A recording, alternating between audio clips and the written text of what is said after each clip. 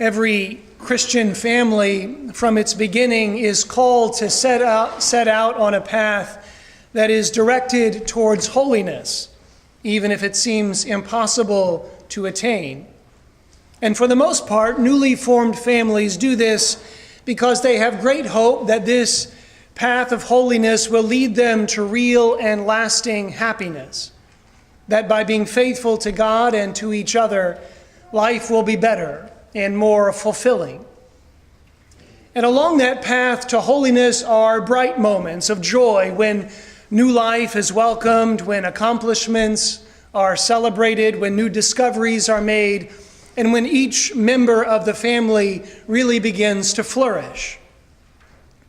But there are also moments along that path when there are shadows, when families experience loss, when the path is not so clear, when members feel the pain of imperfection and sin. And the Holy Family was not exempt from this dynamic. The words that Mary and Joseph hear while presenting their son in the temple are full of both light and shadow. Simeon, with great joy, announces that he can finally go in peace because he has seen the light of the nations, the light that has come to bring hope to humanity and give glory to God. And yet, almost in the same breath, he notes that this child will also be the cause of pain, like a sword piercing the heart of Mary. And yet, even after hearing this, when we step back and we look at the Holy Family and at the life and ministry of Jesus, it is not marked by sadness, by despair, or by the looming shadow of pain. Instead, it's marked by healing and new life and hope for those who follow him. It's a clear reminder to us, I think, that though the shadows of life sometimes feel really heavy and overwhelming, it's the light that guides us. It's the light that we want to guide us. And it's the light that we have to move toward. Because if we dwell only on the shadows, then our families, including our parish family, will be dominated by that darkness. We'll spend our time lamenting the sin that kind of landed us where we are, or wondering how to get that ominous cloud to keep moving and pass by. Every family this side of heaven will fall short of that call to holiness. Every family will experience at least a little pain and probably even a little betrayal. But it's not what defines us.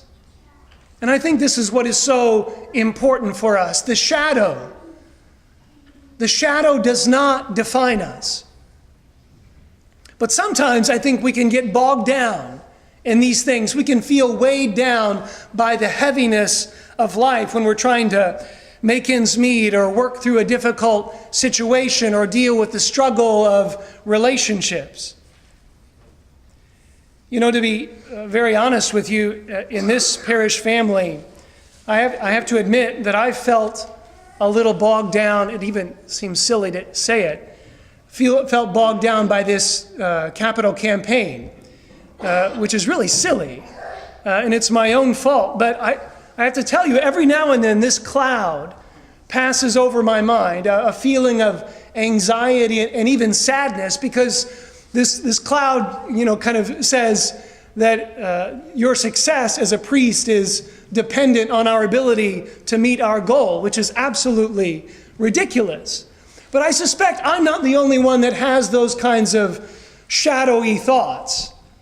That maybe there are parents out there who define their success as parents by the success of their child in getting good grades in school. Or Christians who define their success as feeling close to God emotionally. Or even as human beings, that we can define our success by being liked by others. And we kind of live under the shadow of these unmet expectations sometimes that are completely out of our control. And yet, year after year, sometimes these shadows can follow us. We can be dominated by the darkness. And so maybe this feast of the Holy Family is a chance for all of us to look at our lives and ask, where is the shadow that needs the light? What cloud is dampening our joy? Maybe it means connecting with other families or parishioners to make it feel like we're not living in isolation. Maybe it means learning to pray again as a family and acknowledging God present in our homes. Whatever it means for you, whether you're married or single, whether you've lost your spouse or you haven't found one yet, wherever you are in life, this is a chance, I think, for all of us to look for the light, even when it feels as though we are surrounded by darkness. And friends, there's no shortage of people out there who witness this light to us. You know, I see it all the time. Even though everything around us points us to the darkness, there is no shortage of witnesses to light. I see parents who are parents first, and because of that, they are true friends to their children. I see it in grandparents who show great tenderness and care for this next generation by their wisdom and their witness of faith. I see it all the time in young people, believe it or not, in young people who have this tremendous desire to see God and somehow, in the face of outrageous temptations, are able to choose Him time and time again. There is no shortage of witnesses of light. And we have to more and more lift them up and stay close to them so that in the midst of the darkness, we can hold up witnesses of light who are able to scatter the darkness and show us a way that leads us into union with God. There is a great lyric from a U2 song from their last album called Song for Someone.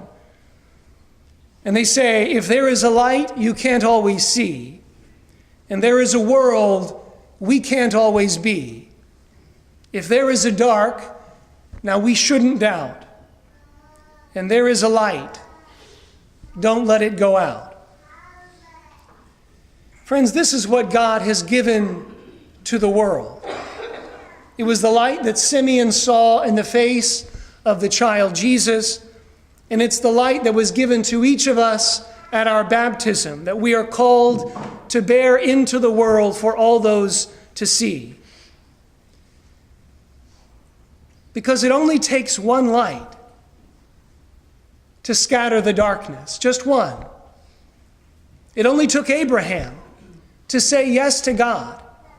And because of that, we are the stars that illumine the night sky. We are the ones that are called to scatter the darkness in the world. And there's plenty of darkness. But there's more light. There is more light in this world than darkness. So don't get weighed down. It's easy. Don't get weighed down by the darkness that seems to surround us, the darkness that seems to squeeze in on our lives more and more, the darkness that fills our conversations, that fills our Facebook posts and our tweets, the darkness that can invade our minds and cloud our judgment. Scatter the darkness with the light. It is the only way.